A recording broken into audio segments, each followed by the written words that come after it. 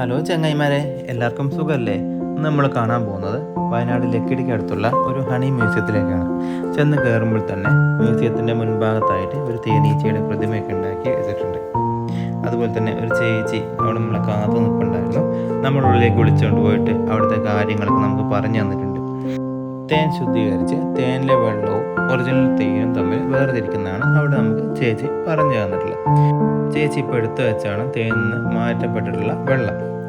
അതുപോലെ തന്നെ കാലക്രമേണ തേനിൻ്റെ കളർ വ്യത്യാസവും ചേച്ചി കാണിച്ചു തന്നിട്ടുണ്ട്. പിന്നെ നമ്മൾ മ്യൂസിയത്തിൻ്റെ ഉള്ളിലേക്കാണ് വിളിച്ചുകൊണ്ട് പോയിട്ടുള്ളത്. അവിടുന്ന് നമ്മൾ തേനീച്ചകളുടെ വിവിധ കാലഘട്ടത്തെ പറ്റിയുള്ള കാര്യങ്ങളാണ് നമുക്ക് പറഞ്ഞു തന്നിട്ടുള്ളത്.